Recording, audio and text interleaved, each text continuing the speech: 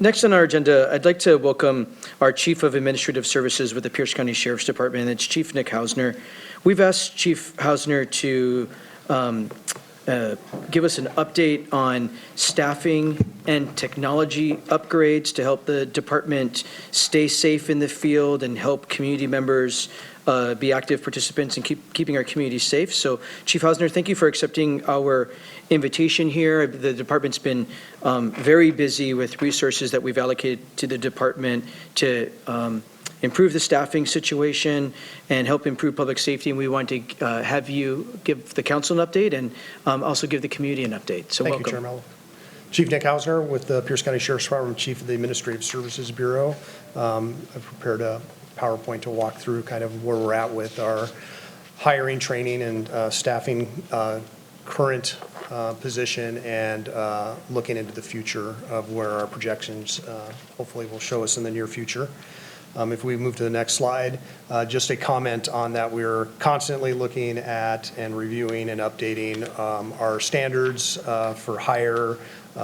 For example, the CJTC recently lowered the physical fitness standards, eliminating the requirement for law enforcement deputies to complete a run portion, a 1.5 mile run and a 300-meter sprint. That was eliminated by the Criminal Justice Training Commission. Councilmember Herrera's thinking about a career change. There are still some physical fitness requirements that they do require, but in our review, we thought it important to still keep the run portions of that physical fitness. So it moves out of the testing phase and into part of the background phase of the hiring portion to join the sheriff's office. So new recruits still have to accomplish that run. But we constantly review those to make sure they're in line with our core values and recent trends and changes in the community. And as we move to the next slide, this is just a quick review. I think everybody's seen most of these slides already, but just a quick review about the timeline for hiring. It's about a 16-week process from the time that we get the list from the civil service, chief civil service examiner. So we get the list after the testing is completed, the written testing and the preliminary physical fitness test. And then that comes to us from Pierce County Civil Service, and those candidates that pass that testing move into the background phase. And as you move to the next slide, the first one is the background phase in corrections. So the orientation and the training and all that stuff after they get hired on. And as we move to the next one, this is the training phase for law enforcement. So the training and everything, plus the total background time is about 14 months for a law enforcement deputy as compared to 9 months for a corrections deputy. And that primarily deals with the length of the police academy and the corrections academy are different. And then we get into the meat of it at the next slide. And this next slide covers candidates processed and positions added and or reduced throughout the years. The graphic on the left indicates the number of positions added, FTEs added or reduced over budget years. So for example, in 2018, we added 9 law enforcement deputies, 2 corrections deputies, and for example, in the 2022-2023 budget, we added 3 law enforcement deputies and 1 corrections deputies. And then the graphic to the right is number of candidates processed throughout the years. And you'll notice that in around 2022-23 time, we had obviously a spike in the number of candidates processed due to our increased recruiting and hiring efforts. The bonuses that we provided for people to hire on is attractive to people. So laterals coming in with a $25,000 hiring incentive and entry levels with a $10,000. So, and then as we move to the next slide, the first one here is law enforcement current status of hiring, training, and our vacancies.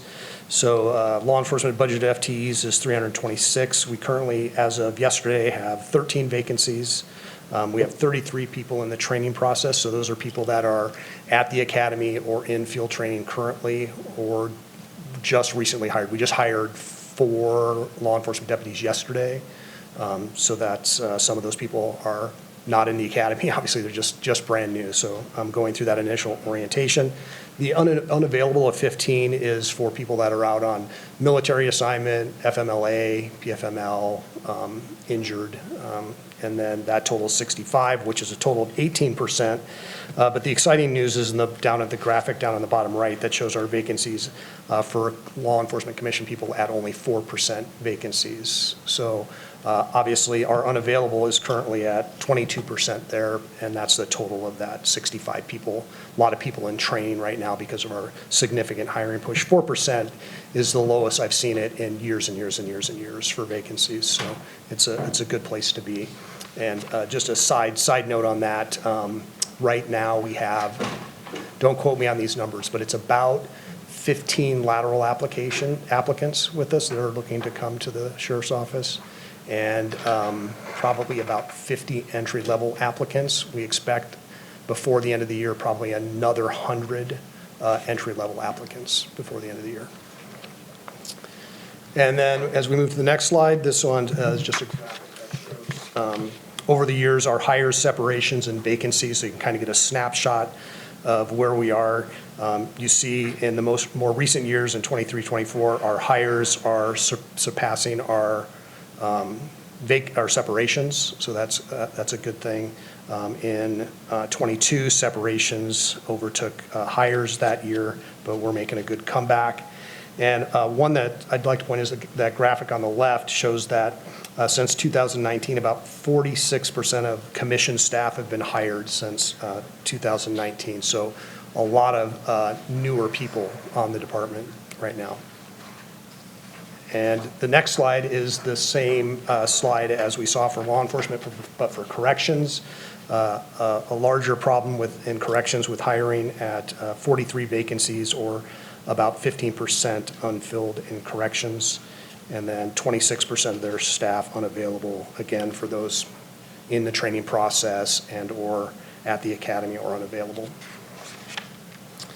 And then the next slide, Corrections Bureau, also same slide as you saw for law enforcement regarding hires, separation, and vacancies.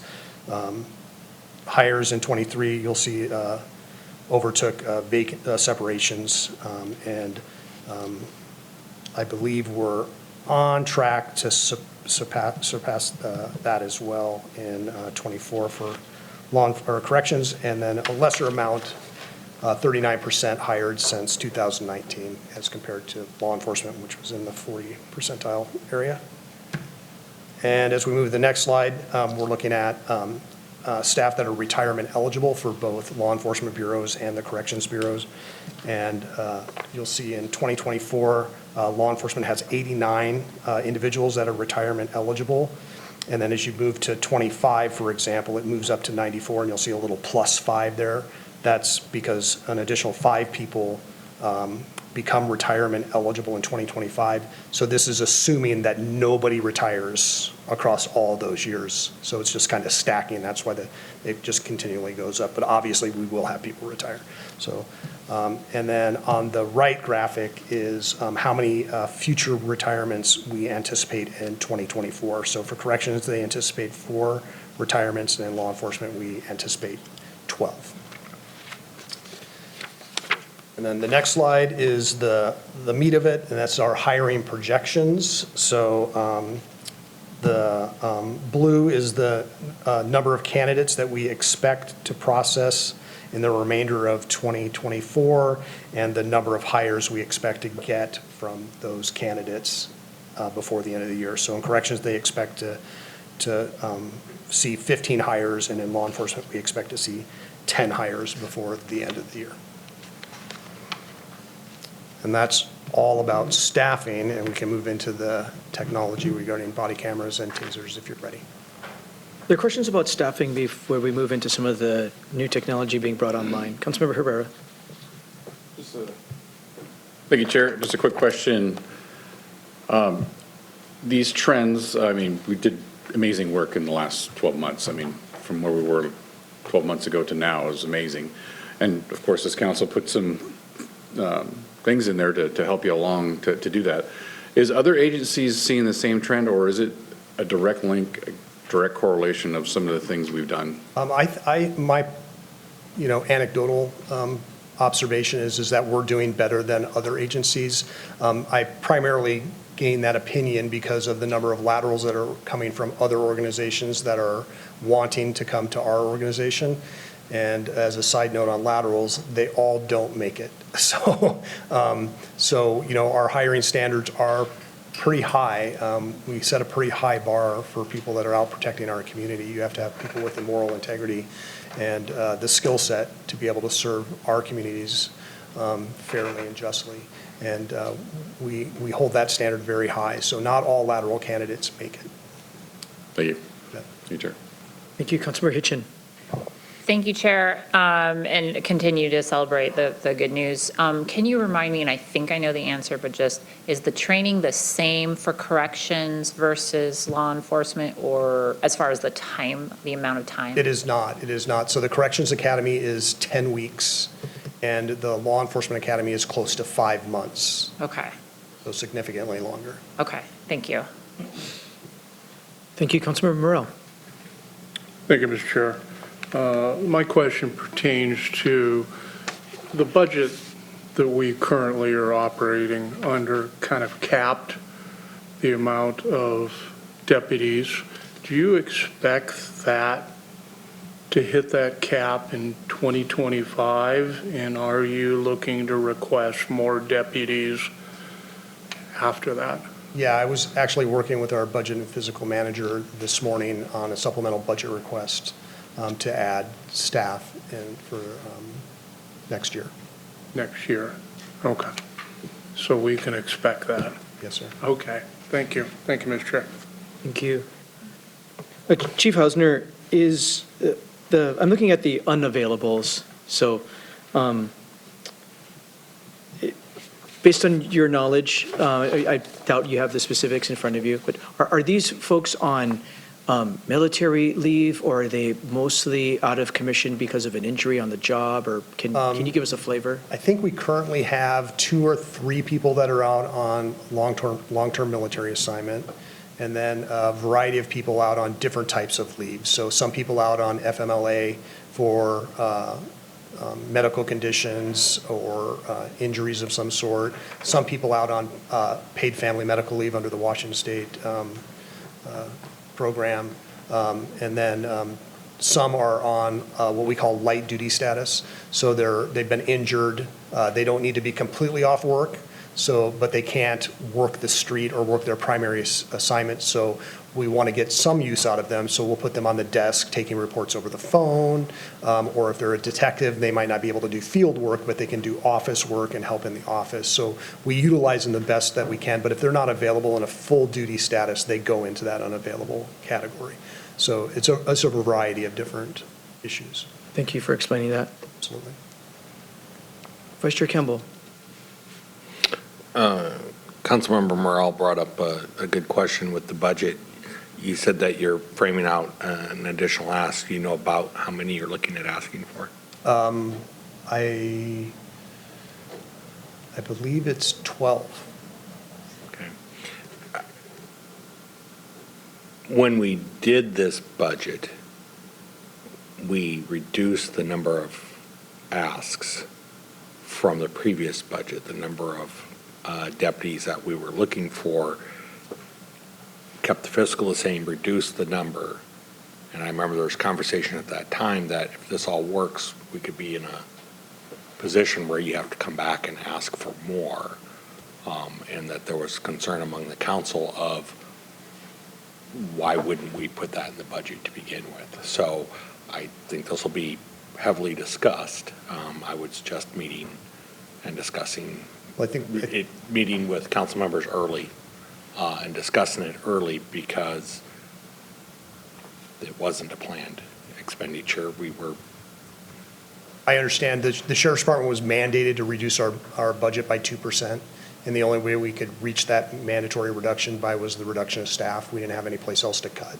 So, we were mandated to make that reduction, and the only way that we could do that was by reducing the FTE count.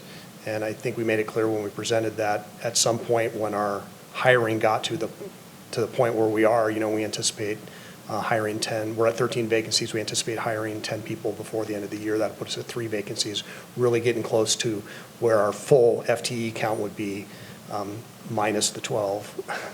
And so that we're, I that, remember it very well. Yeah, you guys At the supported time, we us said coming back up, so. We'll probably be coming back, but we were working with the executive's proposed budget that mandated the cuts. And so Exactly. hopefully Yeah. we can get out of the We understand it all. mandated cuts that were put in the budget that was sent to us. Understand. Thank you. Thank you. Thank you. Councilmember Morel? Thank you, Mr. Chair. Remembered another question that I just kind of wanted to get an update. I know that this council agreed to support an individual doing physical PT work, I guess, for staff. In other words, fitness coordinator to help with the emotional, Yeah, wellness mental. coordinator, yes. So how is that program working? And to address Council Chair Mello's question, as far as L&I, are we seeing any benefit off that? Yes, I think we are. We're seeing a large group of, or a large percentage of the department participating in before or after hours workouts that are facilitated by that wellness coordinator. So we're seeing, especially with the new hire groups, if you get in the routine of working out and that, you get used to that. And so we're establishing that early on in the careers of deputies. So I think we are seeing benefit from that program. I don't manage that program, so I don't have all the ins and outs, but anecdotally, I believe that it's a beneficial program. Okay. In the future, I would like to hear more about how that program is progressing. So Absolutely. thank you.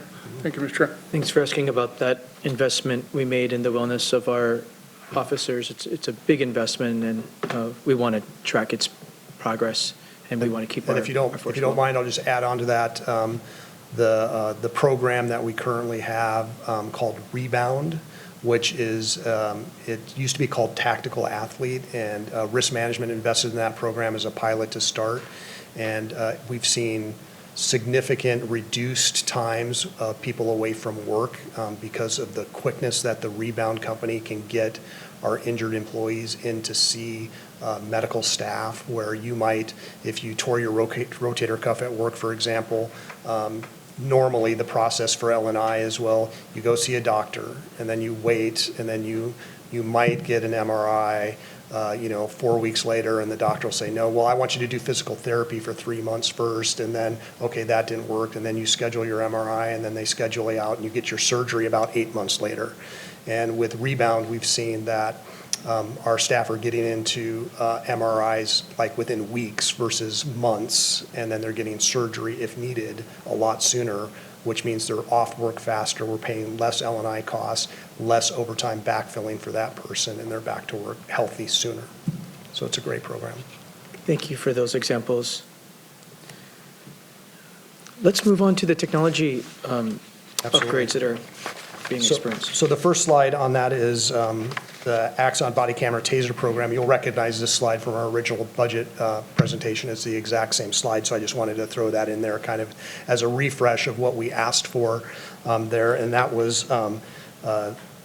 getting this third-party payback, updating our contract with Axon, getting an early upgrade of dash and body cameras, introducing the ALPR option for the dash cameras, which didn't exist previously, combining the contracts for both cameras and tasers. It was kind of bifurcated. We had contracts with Axon kind of all over, and we thought it'd be better to get it all under one within the IT budget.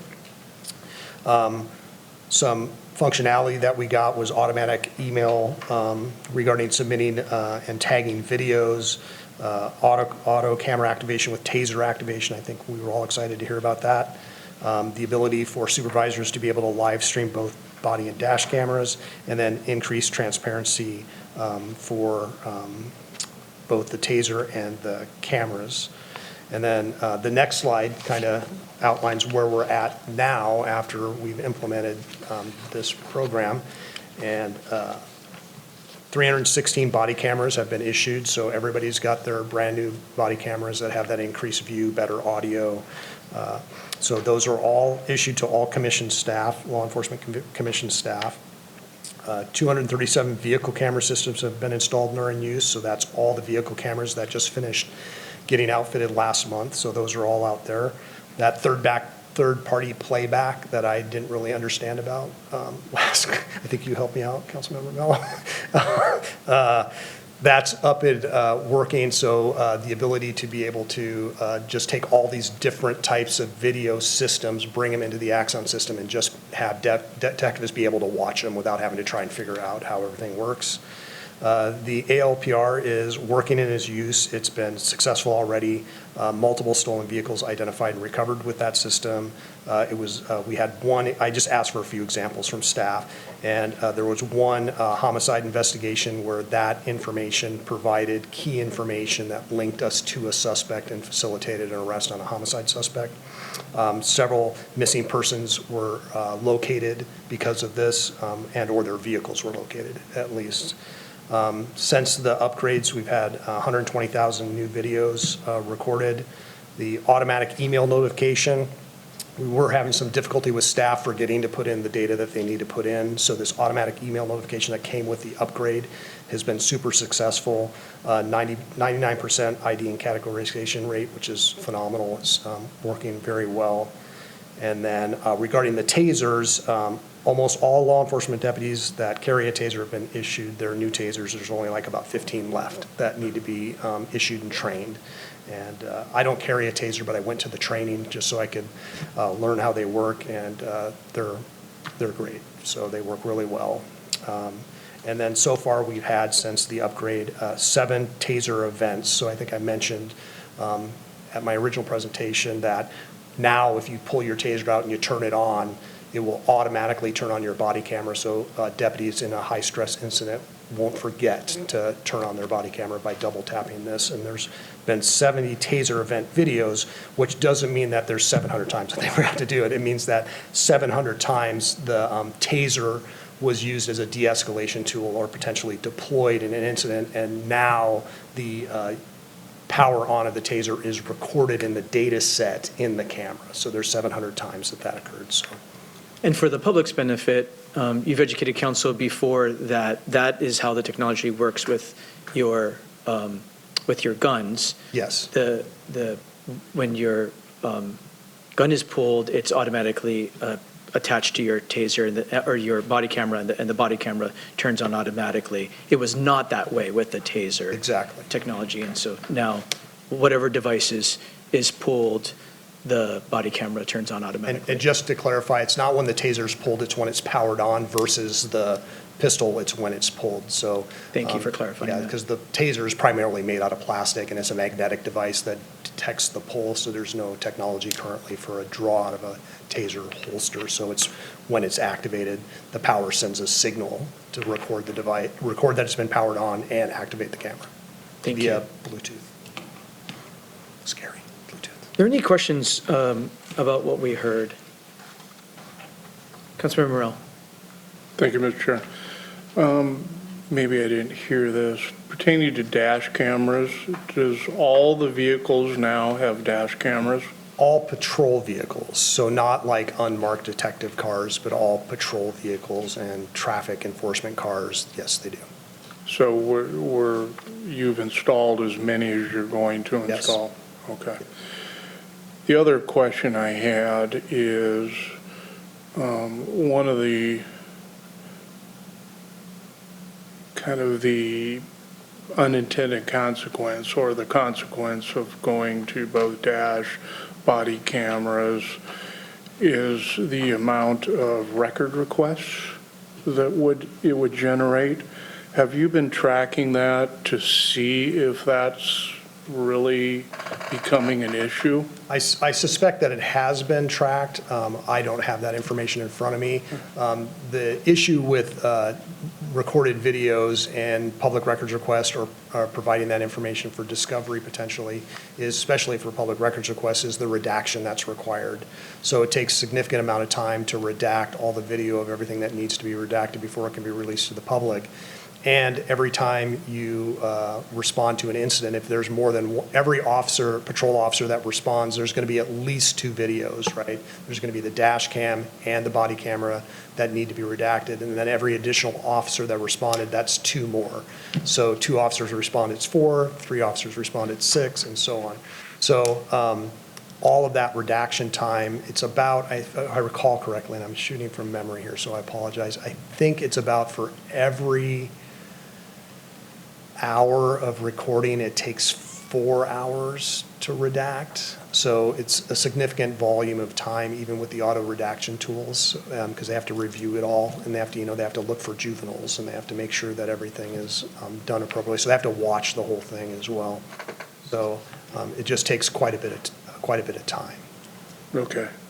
And then I was just curious, when you pull a pen to write a ticket, does you activate your camera also? Not yet, but you might have something there. That's a mighty weapon, that pen. Thank you. Thank you, Vice Chair Campbell. Thank you, and thank you for your work on this. Glad to see that the body cams and dash cams are working out. Just a quick little policy question. If, say they were called to a hospital to come in and help secure someone, would their body cameras be recording in a medical environment, then everything's redacted, or are they turned off when they go into? It depends on the circumstance. So if they're in, for example, a patient's room and they're going to have a private conversation with a victim or a suspect, they would probably activate their body camera. If they're just wandering around the hospital, likely they wouldn't, or if they're just there in a routine kind of capacity, their body camera wouldn't be activated. So it really depends on the circumstances, but if it was on and it needed to be redacted, then it would. And, for example, the inside of private homes is required to be redacted, so that's not open for public consumption. So if I get called to domestic violence call and I'm going inside the victim's home and I'm walking around, that would all need to be redacted out. Now, anytime they're escorting someone who is being detained or under arrest, are their body cameras on? Their body camera and at a minimum their dash cam. And when we say dash cam, it's kind of doesn't necessarily mean just the dash cam. So there's a camera that goes out the dash, and then there's a camera that records the back seat as well, so that the prisoner in the back is being recorded the entire time they're being transported. Thank you very much for all the work.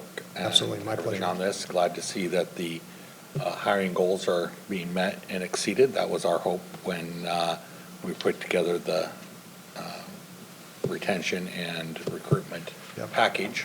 And I definitely understand the struggles that the council has with our asks, so I appreciate your guys' work. Well, just happy to get them back up and going and get those slots filled, because ultimately that was the goal. And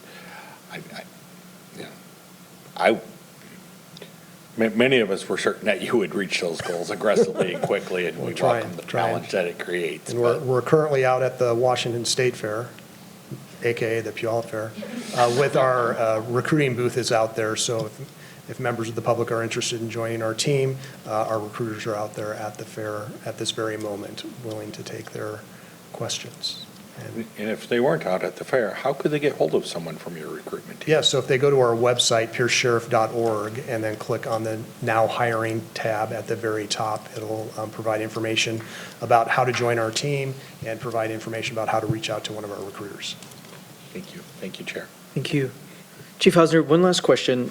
Not sure if this is what you meant by third-party playback system, but one of the other things we authorized in the budget was some improved technology for residents or businesses' Ring doorbell cameras. Yes, same thing. Is that what we mean by Yes. third-party playback? Yes, so they can submit that evidence via a web link, and then we can import that right into what's called evidence.com, which is the Axon platform for retaining evidence, and then it can be viewed via the third-party playback directly from there.